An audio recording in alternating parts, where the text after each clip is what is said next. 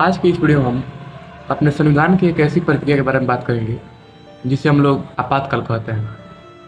ये हमारे देश में कई बार लागू हो चुका है। जैसे एक बार 1962 में भारत और चीन के बीच में जब युद्ध हुआ था तो उस समय भी इसे लागू किया गया था।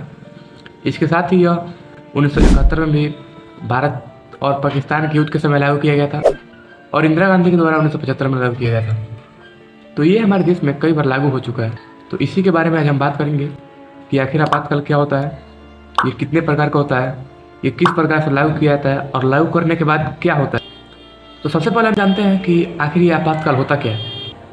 आपातकाल एक ऐसी प्रक्रिया है जिसे हम उस स्थिति में लागू करते हैं जब अपने देश पर किसी दूसरे देश के द्वारा आक्रमण किया जाता है या फिर अपने ही देश के अंदर लोगों के द्वारा, जनता के द्वारा भारी मात्रा में जब आंदोलन होने लगता है और उस समय वह स्थिति जो होती है वो काबू में नहीं रहती है, तो उस समय इमरजेंसी घोषित किया जाता है। आपातकाल घोषित होने से होता क्या है कि उस समय की जो पूरी शासन व्यवस्था होती है वो केंद्र के हाथों में चली जाती है और केंद्र के द्वारा ही सभी प्रकार के निर्णय को लिया जाता है। भारत के संविधान में जो आपातकाल है यह जर्मनी के संविधान से लिया गया है। जर्मनी में एक संविधान है, बीमर संविधान, वहीं से ये लिया गया। भारतीय संविधान में आपातकाल को मुख्य रूप से 3 भागों में बांटा गया है।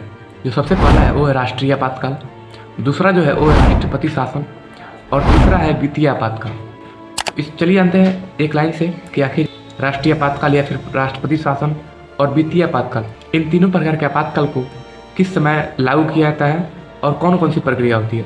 तो सबसे पहले हमारा राष्ट्रीय आपातकाल, तो इसकी चर्चा हमारे संविधान के 352 अनुच्छेद में किया गया है कि जब भी हमारे देश पे बाहरी आक्रमण हो या फिर देश के अंदर लोगों के द्वारा मतलब केंद्र स्तर पे जब कोई आंदोलन हो और उस समय की स्थिति कंट्रोल में ना हो तो उस समय ये शासन लागू किया जा सके।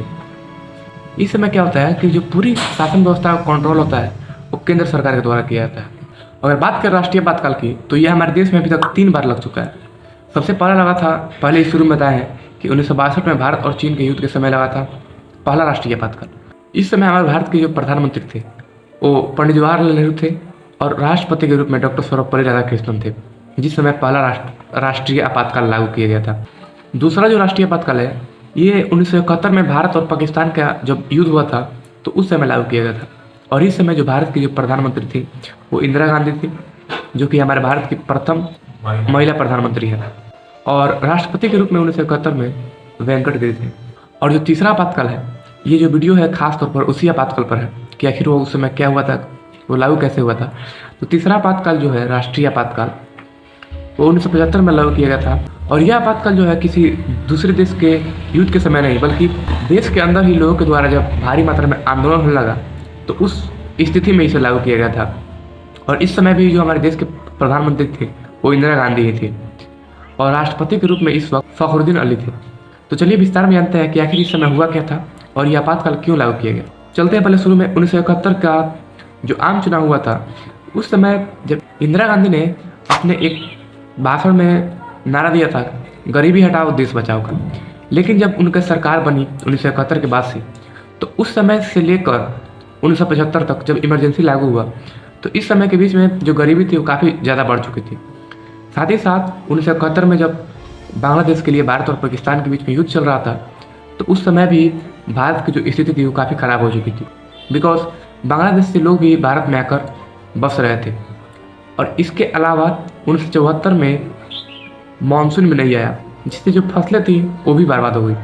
यानी कि इधर देखा जाए तो जो भारत के लोग थे वो चारों तरफ से गरीबी में दबे जा रहे थे, लेकिन इंदिरा गांधी के द्वारा इस पर किसी प्रकार का निर्णय नहीं लिया जा रहा था।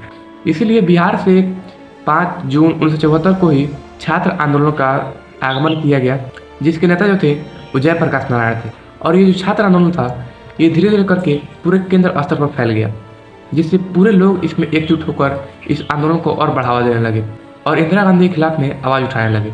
इससे हुआ क्या कि जो इलाहाबाद हाई कोर्ट है उसने इंदिरा गांधी को चुनाव में धांधली करने के लिए दोषी ठहराया और 6 वर्षों के लिए किसी भी चुनाव पद पर न उठने के लिए प्रतिबंध लगा दिया।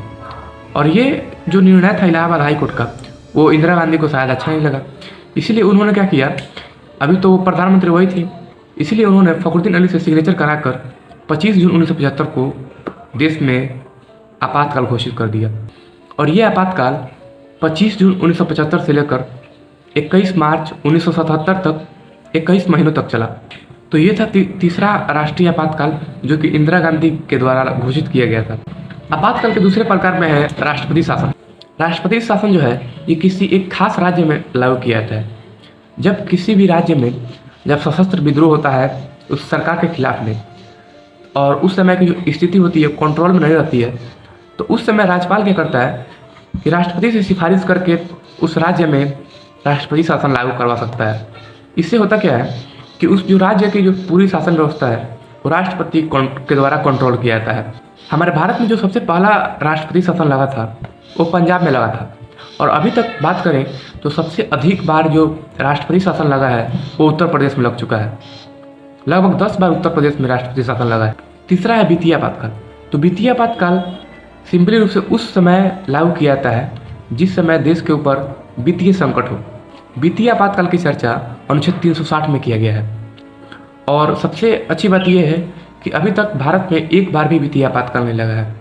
तो ये था आपातकाल के बारे में पूरी जानकारी। अगर आपको वीडियो अच्छा लगा हो तो वीडियो को लाइक एंड चैनल को सब्सक्राइब जरूर करें।